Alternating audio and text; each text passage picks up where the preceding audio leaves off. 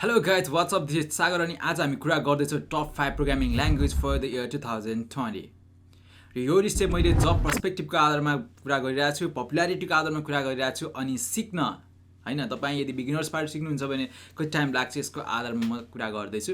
So top 5 को number 5 मा राख्न चाहन्छु स्विफ्ट प्रोग्रामिङ ल्याङ्ग्वेज, जुन चाहिँ तपाईँ आइओएस डेभलपरहरू हुनुहुन्छ। यो चाहिँ यसको चाहिँ विगत 5 वर्षदेखि हेर्ने हो भने यसको ड्युरेसन हैन एकदम कन्स्ट्यान्ट रेटमा गइरहेछ, न त यो एकदम हाईमा गइरहेछ न त लोमा गइरहेछ हैन। सो यसको पपुलारिटी सबै कुरा हेर्दाखेरि यो कन्स्ट्यान्ट रेटमा रनिङ भइरहेछ। So it words to learn.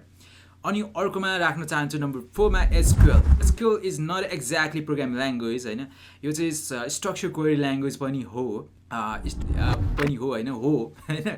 तर पनि यो चाहिँ एकदम वर्थ टु लर्न। क्या जस्तो तपाईँ चाहिँ फेसबुकमा लाइक थिच्नुहुन्छ अथवा कमेन्ट थिच्नुहुन्छ, यो कहाँ गएर बस्छ? तपाईँ पोस्ट गर्नुहुन्छ, यो कहाँ गएर बस्छ हैन? इन्स्टाग्राममा पोस्ट गर्नुहुन्छ, त्यो कहाँ गएर बस्छ? राइट, यो चाहिँ कुनै डाटाबेसमा गएर बस्छ हैन, कुनै स्टोर गर्ने ठाउँ त हुन्छ नि। सो एसक्यूएल सिक्वेल हैन, यो चाहिँ एकदम सिक्नुभयो भने जब पाउने चान्स पनि धेरै हुन्छ। So you need to learn अनि यो सजिलो पनि छ हैन। सो अनि अर्को चाहिँ म कुरा गर्दैछु नम्बर 3 मा, त्यो हो जाभा। जाभा किन राखेँ मैले नम्बर 3 मा भन्नुहुन्छ भने यो चाहिँ स्विफ्टहरू भन्दाखेरि अलिकति हार्ड त छ सिक्नको लागि हैन, तर हरेक एन्ड्रोइड मोबाइलहरू हेर्नुहोस् यहाँ त एप्लिकेसन बनाएको नै छ, त्यो सब जाभाबाट बनिरहेछ। अब वेब जस्तो ई सेवाहरू भयो स्प्रिङहरूबाट बनेको छ हैन। सो जाभा एकदम हाई लेभल, त्यो ब्याङ्किङ जति सेक्युरिटीहरू जस्ता एप्लिकेसन बनाउनु जाभातिर जान्छन् मान्छेहरू हैन, किनकि यो मोर सेक्युर छ। सो जाभा इम्पोर्टेन्ट छ सिक्नको लागि, राइट। अनि पहिलेदेखि नै जाभा युज आइरहेको छ, धेरैवटा एप्लिकेसनहरू जाभाबाटै बनाइएको हुन्छ नि त। So it is worth to learn. अनि नम्बर 2 मा राख्दैछु म जाभा स्क्रिप्ट।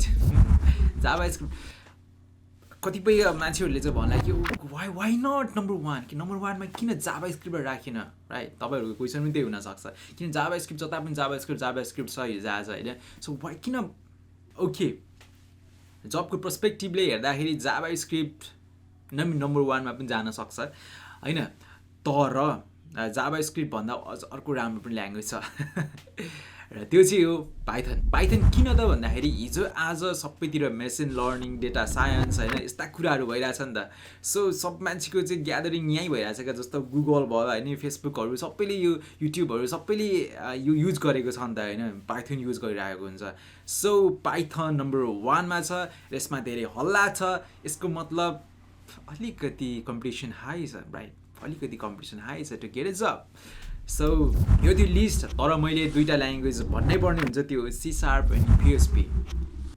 सी शार्प र पिएचपी सिक्नु तपाईँले जब पाउनु जस्तो हो क्या किनभने अझै पनि नेपालको कन्टेक्स्टमा धेरै प्रोजेक्टहरू आइरहेको हुन्छ, धेरै सफ्टवेयरहरू सी शार्पबाट बनाइरहेको हुन्छ होइन। झन् सी शार्पले अझै यसले धेरै भर्जनहरूमा चाहिँ धेरै फिचर्सहरू थपिरहेको छ। सो सी शार्प र पिएचपी पनि एकदम वर्थ टु लर्निङ छ है। मैले यो लिस्टमा नराखे पनि यो मैले अहिले किन भन्दैछु भन्दाखेरि यसमा पनि यो एक्ज्याक्टली यो पपुलर त होइन मतलब मान्छेहरू सिफ्ट हुन खोजिरहेछन्, तर काम भने यसको मतलब तपाईँ पिएचपीबाट गर्न सक्नुहुन्छ भने कुनै काम किन अरू ल्याङ्ग्वेज युज गर्ने होइन, युज हुन्छ नि त कन्सेप्ट।